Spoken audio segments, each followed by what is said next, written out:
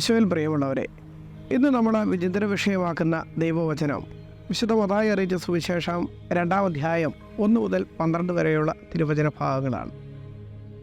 ഈ ഭാഗത്ത് ജ്ഞാനികളായ 3 പൗരസ്ത്യ ദേശത്തു നിന്നുള്ള വ്യക്തികൾ യേശുവിനെ കാലിത്തൊഴുത്തിൽ വന്ന് സന്ദർശിക്കുവാനായിട്ട് ആഗ്രഹിക്കുന്ന ഭാഗത്തിൻ്റെ ചിത്രീകരണമാണ് മത്തായി വിവരിക്കുന്നത്.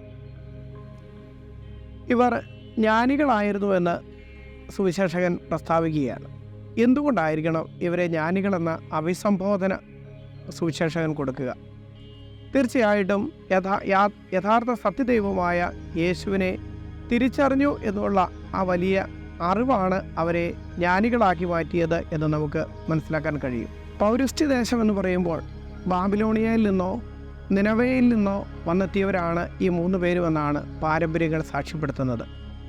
അതുപ്രകാരം ഇവരുടെ പേരുകൾ ബെൽത്താസർ, കാസ്പർ, മെൽക്യൂർ എന്നിവരാണ് ഈ കർത്താവിനെ കാണുവാനായി കടന്നു വന്നത് എന്ന് പാരമ്പര്യങ്ങൾ സാക്ഷ്യപ്പെടുത്തുന്നുണ്ട്.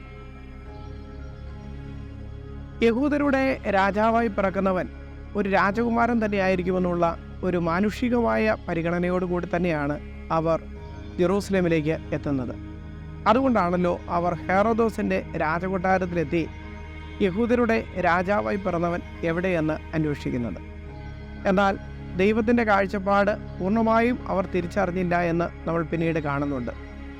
ജ്ഞാനികളുടെ ജീവിതയാത്ര തന്നെ കർത്താവിൻ്റെ നക്ഷത്രം കണ്ടിട്ട് അവർ യാത്ര തുടങ്ങി എന്നാണ് കാണുന്നത്.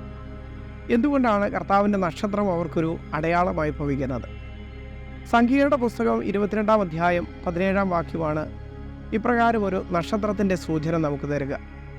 യാക്കോബിൽ നിന്ന് ഒരു നക്ഷത്രം ഉദയം ചെയ്യുമെന്ന് അവിടെ ബാലാം പ്രവാചകൻ പ്രവചിക്കുന്നതായി കാണുന്നുണ്ട്. സംഖ്യയുടെ പുസ്തകം 22 മുതൽ 24 വരെയുള്ള ഭാഗങ്ങൾ വളരെ ശ്രദ്ധാർഹമാണ്. ഈജിപ്തിൽ നിന്ന് പലായനം ചെയ്ത ഇസ്രായേൽ ജനത കാനാൻ ദേശത്തേക്കുള്ള യാത്രാമധ്യേ ബാലാഖ് രാജാവിൻ്റെ രാജ്യാതിർത്തിയോട് അടുത്തെത്തുമ്പോൾ ഭയചകിതനാകുന്ന ബാലാം എന്ന് പറയുന്ന ഒരു വിജാതീയ പ്രവാചകനെ കൊണ്ടുവന്ന് ഇസ്രായേൽ ജനത്തെ മുഴുവനും ശപിച്ച് പുറന്തള്ളുവാനായിട്ട് പറയുന്നുണ്ട്. എന്നാൽ ബാലാം പ്രവാചകൻ അവരെ കാണുമ്പോൾ ശപിക്കുന്നതിന് പകരം അവരെ അനുഗ്രഹിക്കുകയും അവരിലൂടെ നിറവേറാനുള്ള പ്രവചനങ്ങളെ അവിടെ വ്യക്തമാക്കുകയും ചെയ്യുന്നുണ്ട്. അതിൻ്റെ ഒരു ഭാഗത്താണ് ബാലാം പ്രവാചകൻ മേൽ പറഞ്ഞതുപോലെ പറയുക, യാക്കോബിൽ നിന്ന് ഒരു നക്ഷത്രം ഉദയം ചെയ്യുമെന്ന്. ഇപ്രകാരമുള്ള പ്രവചനത്തിൻ്റെ പൂർത്തീകരണമാണ് ജ്ഞാനികൾ ദർശിച്ച ഈ നക്ഷത്രം. ആ നക്ഷത്രത്തിൻ്റെ പിന്നാലെ വന്നാണ് യേശുവിനെ കണ്ടെത്തുവാനുള്ള ജ്ഞാനികളുടെ പരിശ്രമം ജെറൂസലേമിൽ എത്തിച്ചേർന്ന് നിൽക്കുന്നത്. ജ്ഞാനികളെ കണ്ടുമുട്ടുന്ന ഹെറോദോസിൻ്റെ മനോഭാവം നമുക്കൊന്ന് ചിന്തിക്കാവുന്നതാണ്. ഹെറോദോസ് രാജാവ് അസ്വസ്ഥനാവുന്നതാണ് നാം കാണുന്നത്. ഹെറോദോസ് മാത്രവുമല്ല, അദ്ദേഹത്തോടൊപ്പം ജെറൂസലേം മുഴുവൻ അസ്വസ്ഥമായി എന്ന് കാണുന്നു. തനിക്ക് പകരം മറ്റൊരു രാജാവ് ഉണ്ടായോ എന്നുള്ള ചിന്തയായിരിക്കണം ഹെറോദോസിനെ അസ്വസ്ഥനാക്കിയത്. ഈ അസ്വസ്ഥതപ്പെടൽ തീർച്ചയായിട്ടും ഈജിപ്തിലെ ഫറവോയുടെ അസ്വസ്ഥതയുമായിട്ട് നമ്മൾ താരതമ്യം ചെയ്യേണ്ടതുണ്ട്.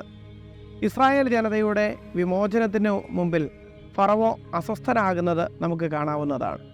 അദ്ദേഹം അസ്വസ്ഥനാവുക മാത്രമല്ല, പിന്നീട് കഠിനഹൃദയനാകുന്നത് നമുക്ക് കാണാൻ സാധിക്കും. 10 മഹാമാരികൾക്ക് ശേഷവും ഫറവോ കഠിനഹൃദയനായിട്ട് കൂടുതൽ കഠിനഹൃദയനായി മാറുന്നതാണ് നാം കാണുന്നത്. അതേ സാദൃശ്യം എടുത്താൽ തന്നെ ഇവിടെ ഹെറോദോസ് രാജാവും അസ്വസ്ഥതയ്ക്ക് ശേഷം അദ്ദേഹത്തിൻ്റെ ഹൃദയത്തെ കഠിനമാക്കുന്നത് നമുക്ക് കാണാം. യഹൂദരുടെ രാജാവായി പിറന്നവൻ എവിടെയാണ് ജനിച്ചിരിക്കുന്നതെന്ന് ആകാംക്ഷയോടുകൂടി ചോദിക്കുന്ന ഹെറോദോസ് തൊട്ടടുത്ത് തന്നെ അവരോട് പറയുന്നുണ്ട്, നിങ്ങൾ പോയി സൂക്ഷ്മമായി അവൻ പിറന്നിരിക്കുന്നത് എവിടെയെന്ന് അന്വേഷിക്കുകയും അത് കണ്ടെത്തിയതിന് ശേഷം എന്നെ വന്ന് അറിയിക്കുകയും ചെയ്യണമെന്ന്. ഹെറോദോസ് ഈ സൂക്ഷ്മതയോടെ എന്ന വാക്ക് വളരെ കപടതയോടു കൂടിയാണ് ഉപയോഗിക്കുന്നത് എന്ന് നമുക്ക് കാണാം. ഹെറോദോസ് തന്നെയും പറയുന്നു, സൂക്ഷ്മതയോടെ അന്വേഷിച്ചതിന് ശേഷം എന്നെ വന്ന് അറിയിക്കുക, ഞാൻ പോയി അവനെ ആരാധിക്കേണ്ടതിനാണ് എന്ന് അവരോട് പറയുന്നുണ്ട്. എന്നാൽ അവനെ പോയി ആരാധിക്കുവാനായിട്ടായിരുന്നില്ല ഹെറോദോസ് ആ ശിശുവിനെ നശിപ്പിക്കുവാൻ, വധിക്കുവാനുള്ള ആഗ്രഹമായിരുന്നുവെന്ന് പിന്നീട് നമുക്ക് മനസ്സിലാകുന്നതാണ്. കപടതയോടുകൂടിയുള്ള ഹെറോദോസിൻ്റെ മനോഭാവം അവനെ നാശത്തിലേക്ക് കൊണ്ടുപോയി എത്തിക്കുന്നു എന്ന് നാം കാണുകയാണ്. ഇത് തന്നെയാണ് ഫറവോയ്ക്കും സംഭവിച്ചത്. ചെങ്കടലിൻ്റെ ആഴങ്ങളിലേക്ക് പതിക്കുന്ന ഫറവോയുടെ ഹൃദയകാഠിന്യം നമുക്കും ഇന്ന് കൈവരുന്നുണ്ടോ? ആ ഹൃദയകാഠിന്യത്തിലേക്കാണോ നമ്മൾ പോവുക? അതോ യേശുവിനെ യഥാർത്ഥത്തിൽ തിരിച്ചറിയുന്ന യഥാർത്ഥ ജ്ഞാനികളാകാൻ നമുക്ക് സാധിക്കുന്നുണ്ടോ? ലക്ഷ്യം പൂർത്തീകരിക്കുന്ന ജ്ഞാനികളുടെ ജീവിതത്തെക്കുറിച്ച് കൂടി നമുക്കൊന്ന് ചിന്തിക്കാം. അവർ യേശുവിനെ കാലിത്തൊഴുത്തിൽ കാണുകയും അവിടെ അവനെ കുമ്പിട്ട് ആരാധിക്കുകയും ചെയ്തു എന്നാണ് വചനം സാക്ഷ്യപ്പെടുത്തുന്നത്. കുമ്പിട്ട് ആരാധിക്കുക എന്ന് പറയുന്നത് അത് ആരാധനയുടെ മൂർത്തികോ ഭാവത്തെയാണ് സൂചിപ്പിക്കുക. സർവവും സമർപ്പിക്കുന്ന ഒരു മനോഭാവമാണ് ജ്ഞാനികൾ അവിടെ സ്വീകരിക്കുന്നത്.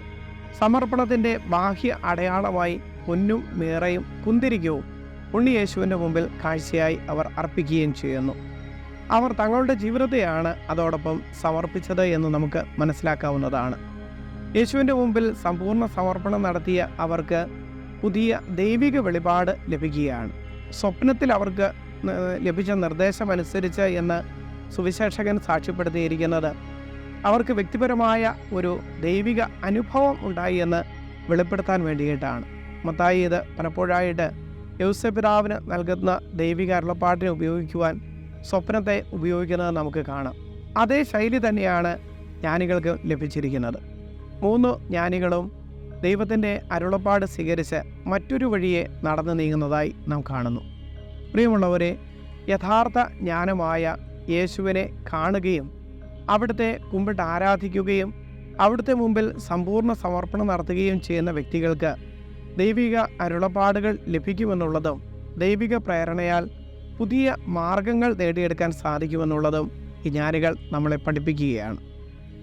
പ്രിയമുള്ളവരെ, ഇന്നത്തെ ഈ സുവിശേഷ ഭാഗത്തു നിന്നും നമുക്ക് ഇപ്രകാരം തന്നെ ചിന്തിക്കാം. യഥാർത്ഥ ജ്ഞാനമായ ക്രിസ്തുവിനെ പരിപൂർണമായി തിരിച്ചറിയുവാനായിട്ട് നമ്മൾ പരിശ്രമിക്കുന്നുണ്ടോ? കർത്താവ് തരുന്ന അടയാളങ്ങൾ, ജ്ഞാനികൾക്ക് നക്ഷത്രങ്ങൾ പോലെ നമുക്ക് തരുന്ന അടയാളങ്ങളെ വേർതിരിച്ച് മനസ്സിലാക്കാൻ നമുക്ക് സാധിക്കുന്നുണ്ടോ? അവയെ പിൻചെല്ലുവാൻ നമുക്ക് സാധിക്കുന്നുണ്ടോ? അതോ ഹെറോദോസിനെ പോലെ അസ്വസ്ഥരാവുകയും കപടതയോടെ പെരുമാറുകയും കുടിലതന്ത്രങ്ങൾ സൃഷ്ടിക്കുകയും ചെയ്യുന്നവരായിട്ട് നമ്മൾ മാറുകയാണോ? അത് കാഠിന്യത്തിലേക്കും നാശത്തിലേക്കുമായിരിക്കും വഴിതെളിക്കുക എന്ന് നാം ചിന്തിക്കുക. ജ്ഞാനികളെപ്പോലെ സമ്പൂർണ്ണ സമർപ്പണം ചെയ്ത് കർത്താവിൻ്റെ വഴിയിലൂടെ ദൈവത്തിൻ്റെ പ്രേരണയാൽ മുന്നോട്ട് നീങ്ങുവാൻ നമുക്കേവർക്കും സാധിക്കട്ടെ. ദൈവം നമ്മെ സമർത്ഥമായി അനുഗ്രഹിക്കട്ടെ.